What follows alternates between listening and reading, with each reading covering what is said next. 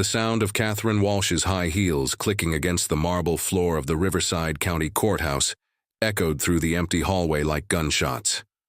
At 2:47 a.m., the building was deserted, except for the overnight security guard who'd let her in after recognizing her as the district attorney who practically lived in this place.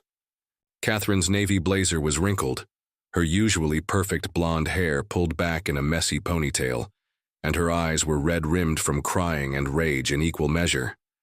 She clutched a manila envelope in her trembling hands, its contents representing 2 years of meticulous planning, carefully gathered evidence, and the complete destruction of everything she'd built over the past decade. Inside were documents that would end her career, destroy her reputation, and possibly land her in prison.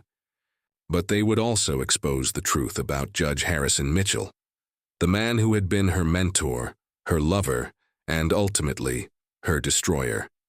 Catherine's phone buzzed with another missed call from her campaign manager. Tomorrow, today, technically, she was supposed to announce her candidacy for California Attorney General, the culmination of 15 years of climbing the political ladder in Orange County. Instead, she was about to throw it all away for something most people would call revenge, but which she knew was justice. The elevator carried her to the 3rd floor, where her office overlooked the city of Riverside spread out below in the pre-dawn darkness. She'd worked late countless nights in this office, building cases that put away killers and corrupt politicians, earning a reputation as the prosecutor who never backed down from a difficult case. The irony wasn't lost on her that her final case would be against herself. Catherine poured herself 3 fingers of bourbon from the bottle she kept hidden behind her law books, a habit she'd developed over the past 6 months as the weight of what she was planning consumed her sleep and her sanity. She thought about the phone call that had started it all, the call that had arrived on a Tuesday morning in March while she was reviewing plea agreements. "Catherine, it's me."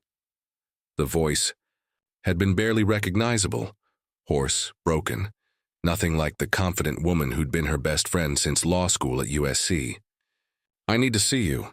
Can you come to San Diego tonight?" Melissa Torres had been Catherine's roommate, study partner, and closest confidant through 3 years of law school. They'd supported each other through the bar exam, celebrated each other's first jobs, been each other's maid of honor. Even after their careers had pulled them to different cities, Catherine to Orange County, Melissa to San Diego, they'd maintained their friendship through weekly calls and monthly visits. The drive to San Diego had taken 2 hours through evening traffic, 2 hours of Catherine trying to imagine what could make Melissa sound so destroyed. Financial problems? A health scare? Divorce from her husband of 8 years? What she found was worse than anything she'd imagined. Melissa met her at the door of her Hillcrest apartment looking like a ghost of herself. Always petite, she now appeared skeletal, her dark hair unwashed and pulled back, her usually bright eyes hollow and distant. She was wearing an oversized sweater despite the warm March evening, and Catherine noticed how she kept the sleeves pulled down over her hands. "Jesus, Mel, what happened to you?" Melissa had led her to the living room, where the curtains were drawn tight and empty wine. Bottles lined the coffee table. She'd sat on the edge of the couch like she might bolt at any moment, her hands shaking as she tried to speak. "I need to tell you something about Harrison," she'd finally said. Judge Harrison Mitchell, Catherine's mentor, the man who'd guided her career from the moment she'd started as a junior prosecutor. The man who'd been sleeping with her for the past 2 years, ever since her divorce was finalized. The man she'd been planning to marry once his own divorce was complete. "What about Harrison?" Catherine had asked, though something in Melissa's tone made her stomach clench with dread. God, Catherine, I don't know how to say this." "Just say it." "He raped me." The words had hit Catherine like a physical blow. She'd stared at her best friend, trying to process what she'd heard, trying to reconcile it with the man she thought she knew. "When? Where?" "Melissa, are you sure?" 6 months ago, at the judicial conference in San Francisco. I was there covering the legal ethics panel for the San Diego Tribune, remember? I told you I'd run into Harrison at the hotel bar. Catherine remembered. Melissa had mentioned it casually during one of their phone calls, said she'd had a drink with Catherine's boyfriend, and that he'd seemed nice but intense. He bought me drinks, we talked about you, about my work, about cases he was hearing. I thought he was being friendly because I was your friend. Melissa's voice was flat, emotionless, like she was reading from a script. I don't remember everything clearly. I think he drugged me. I woke up in his hotel room the next morning and he was there. He told me I'd had too much to drink and that he'd helped me to his room to sleep it off. Catherine felt bile rise in her throat. Did you? I was bleeding, Catherine. My clothes were torn. And he was acting like nothing had happened, like he'd been some kind of good Samaritan helping out his girlfriend's drunk friend. Why didn't you tell me then? Why didn't you report it? Melissa laughed bitterly. Report what? That I got drunk and woke up in a hotel room with a respected judge who would say I came on to him. That I had no memory of most of the night and no physical evidence except some bruises that could have been from falling down drunk? But you're telling me now. Something changed. I found out I'm not the only one. Melissa had pulled out a laptop and shown Catherine a folder full of documents. News articles, court records, private investigator reports. Over the past 6 months, she'd been methodically researching Judge Harrison Mitchell's background, looking for patterns, looking for other victims. There's a clerk from his court in 2018, Jennifer Park. She filed a complaint with the Judicial Conduct Board, then withdrew it suddenly. I tracked her down. She's living in Portland now, working as a paralegal. Harrison destroyed her career after she rejected his advances. Catherine scrolled through the documents, seeing a pattern emerge that made her sick. How many? That I can prove? 4 women over the past 10 years, but I think there are more. Why are you showing me this? Melissa had looked at her with desperate eyes. Because he's going to be confirmed for the appellate court next month. Because you have access to him, to his files, to information I can't get. Because you're the only person who might be able to stop him. Melissa, I can't just... He's going to keep doing this, Catherine.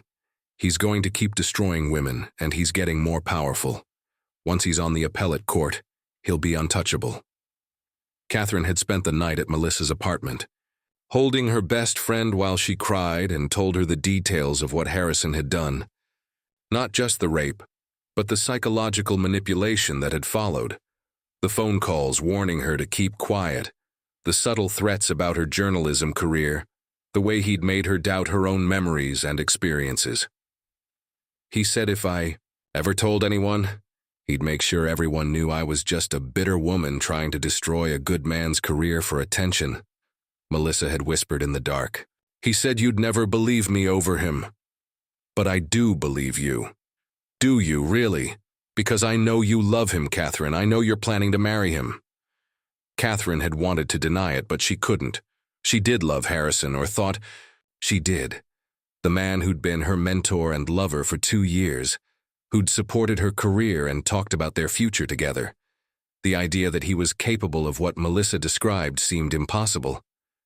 But as she drove back to Riverside the next morning, Catherine found herself remembering things that had seemed insignificant at the time. The way Harrison talked about women who accused powerful men of sexual assault. Always skeptical, always focused on what the women might have done to invite the behavior.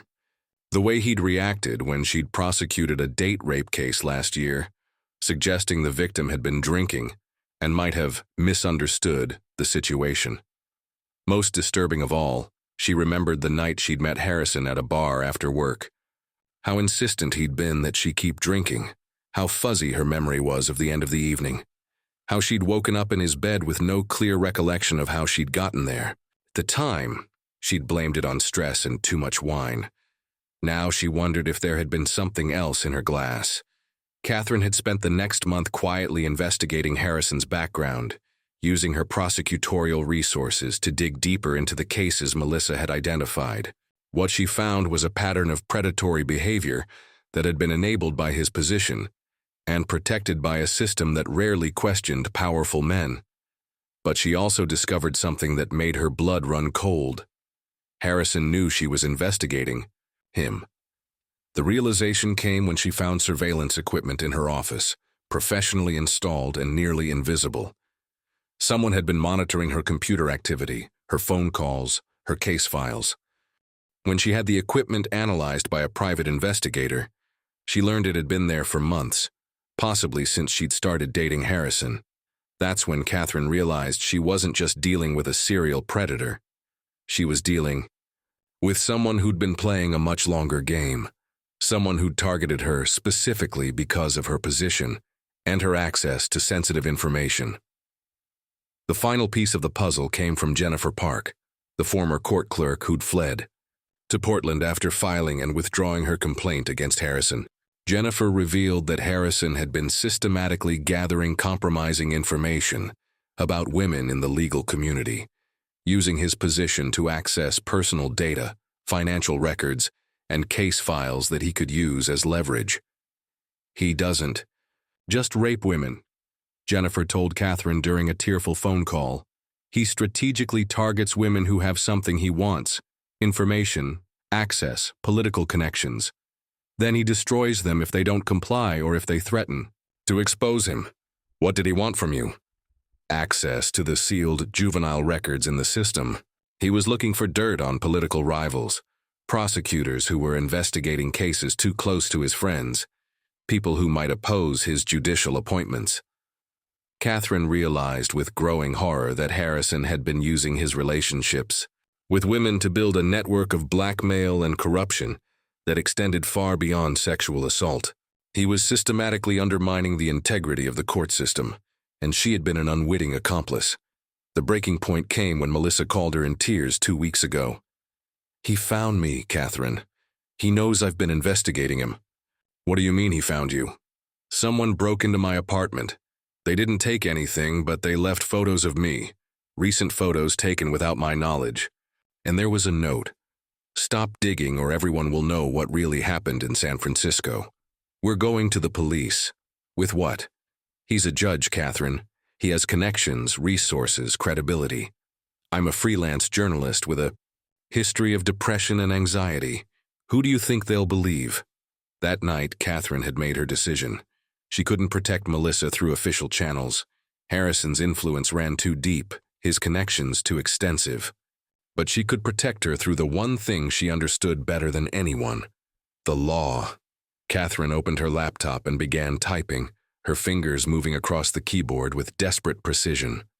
She was drafting a comprehensive legal document that would serve as both confession and accusation, a detailed account of everything she'd discovered about Harrison Mitchell's crimes and corruption.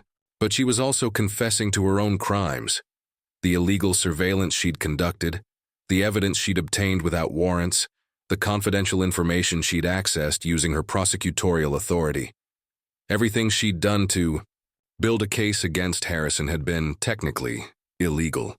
She'd violated ethical rules, broken privacy laws, and compromised ongoing investigations. It was a calculated sacrifice.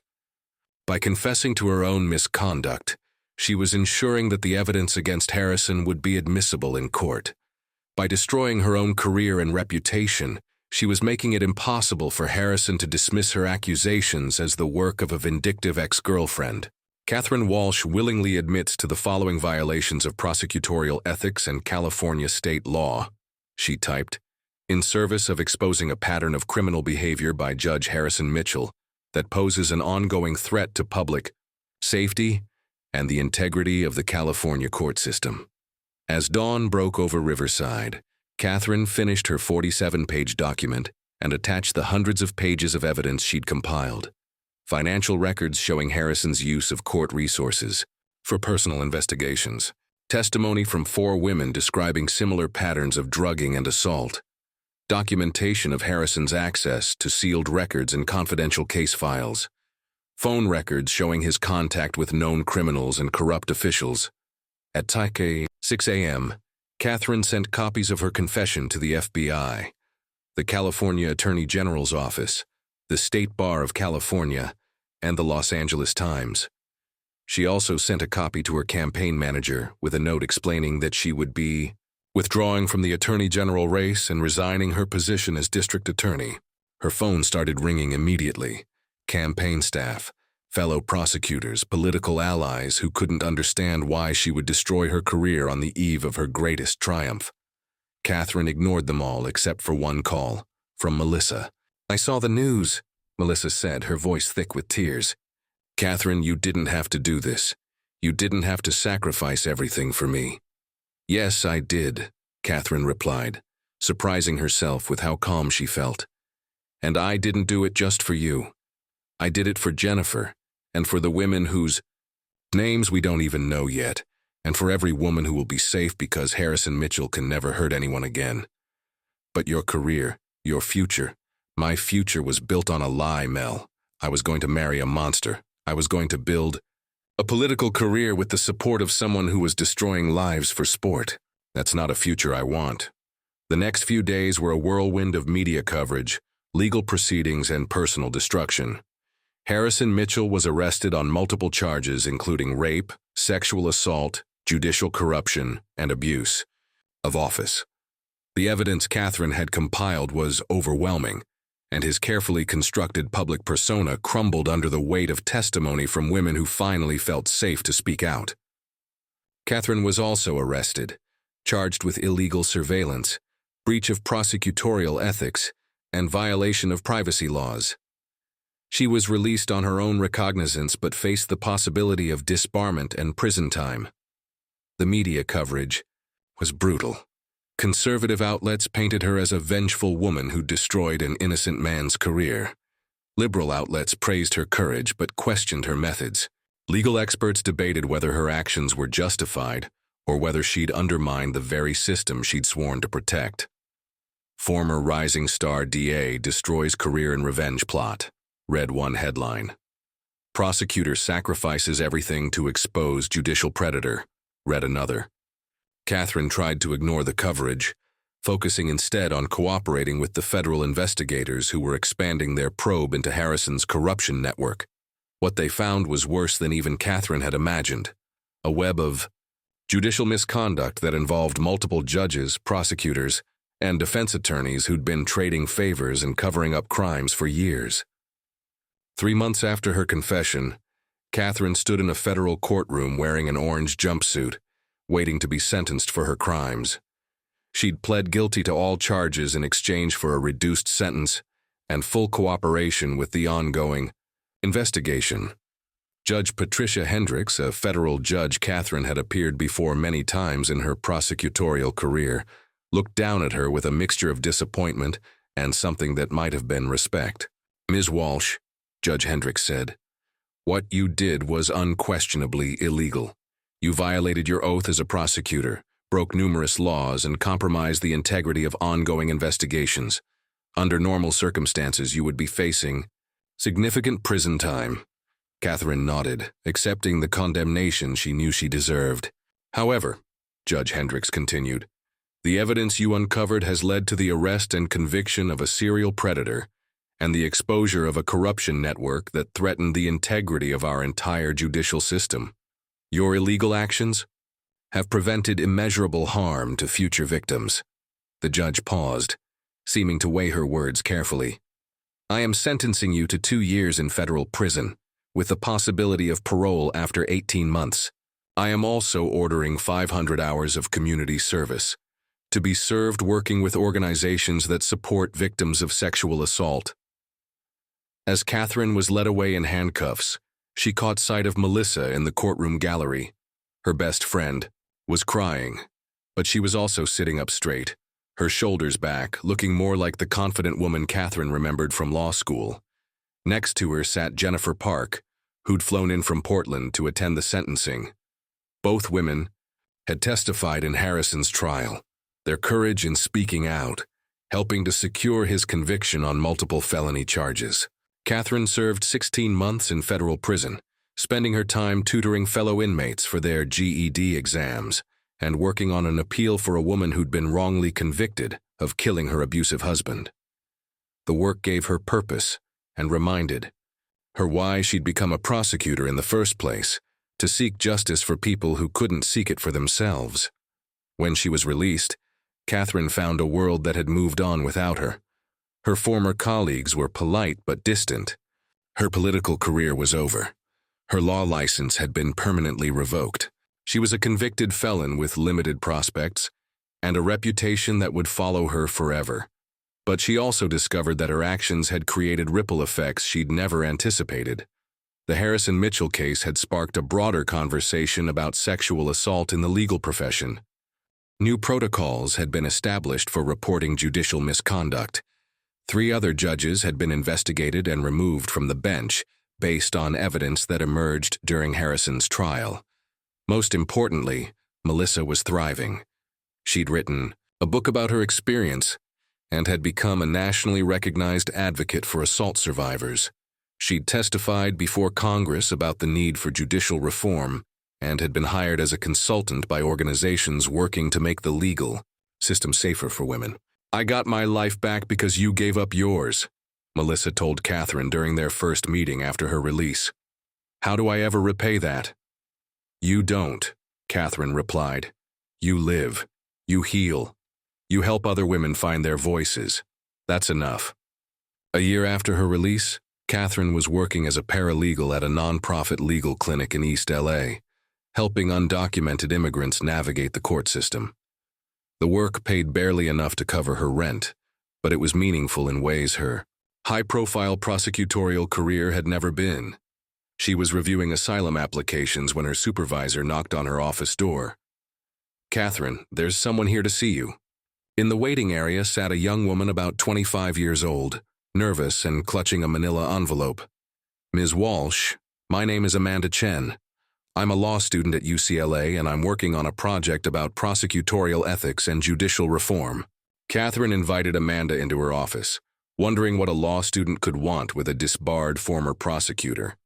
"I've been studying your case," Amanda said, "and I wanted to ask you something. Do you regret what you did?" Catherine considered the question carefully. "I regret that I had to break the law to seek justice. I regret that the system failed so completely that illegal action was the only effective response. But do I regret stopping Harrison Mitchell? No, never. Even though it cost you everything? Everything I lost was built on a foundation of lies and corruption. My career, my reputation, my future, they were all connected to a man who was destroying women for sport. I didn't lose everything, Amanda. I lost everything that was never really mine to begin with." Amanda opened her envelope and pulled out a thick document. "I'm working with a group of attorneys and law professors on a proposal for judicial reform legislation. We want to name it after you, the Catherine Walsh Judicial Accountability Act." Catherine felt tears sting her eyes. "I'm a convicted felon, Amanda. I'm not someone you want associated with reform legislation. You're exactly who we want associated with it. You're someone who chose justice over self-interest, who sacrificed everything to protect people who couldn't protect themselves. That's the kind of prosecutor I want to be." That evening, Catherine called Melissa to tell her about the proposed legislation. "How does it feel?" Melissa asked, "knowing that your name might be on a law that protects other women?" "Surreal," Catherine admitted. 2 years ago, I thought my legacy would be winning high-profile cases and maybe becoming Attorney General. Now it might be a law that makes it easier to remove predators from the bench." "Which legacy would you rather have?" Catherine thought about the question as she looked out her apartment window at the lights of downtown LA. She thought about Harrison Mitchell, serving 25 years in federal prison. She thought about the women who were safe because he could never hurt them. She thought about the judges who'd been removed from the bench and the prosecutors who'd been held accountable for their misconduct. "The one that actually matters," she said finally, "even if it cost you everything? Especially because it cost me everything. Anyone can do the right thing when it's easy, Mel. The measure of character is what you're willing to sacrifice for justice." 6 months later, the Catherine Walsh Judicial Accountability Act was signed into law by the governor of California. The ceremony was held at the state capitol in Sacramento, with survivors of judicial misconduct and their advocates filling the gallery. Catherine watched the ceremony on television from her apartment, a cup of coffee growing cold in her hands. She wasn't invited. Her criminal record made her a political liability, even for legislation bearing her name. But as she watched the governor sign the bill into law, she felt something she hadn't experienced in years. Pride. Not pride in her accomplishments or her career, but pride in the choices she'd made when it mattered most. She'd lost everything: her career, her reputation, her freedom, her future. But she'd gained something more valuable: the knowledge that when faced with an impossible choice between justice and self-preservation, she'd chosen justice. The phone rang, interrupting her thoughts. It was Melissa. "Are you watching?" "Yes." "How does it feel to see your name on a law that will protect countless women?" Catherine smiled, thinking about Amanda Chen and the other young lawyers who would inherit a slightly better system, because she'd been willing to destroy herself to expose the truth. "It feels like redemption," she said. "Do you think it was worth it? Really?" Catherine looked at the television screen, where survivors of judicial misconduct were embracing each other as cameras flashed and reporters documented the historic moment. She thought about all the women who would be safer because of this law, all the victims who would have recourse when the system failed them. "Ask me that question again in 10 years, she said, "when we can see how many women this law has helped. But right now, sitting here watching those survivors celebrate, yeah, Mel, it was worth it." As she hung up the phone, Catherine realized that revenge and justice weren't always different things. Sometimes the most profound act of justice required complete self-destruction, the willingness to lose everything in service of protecting others.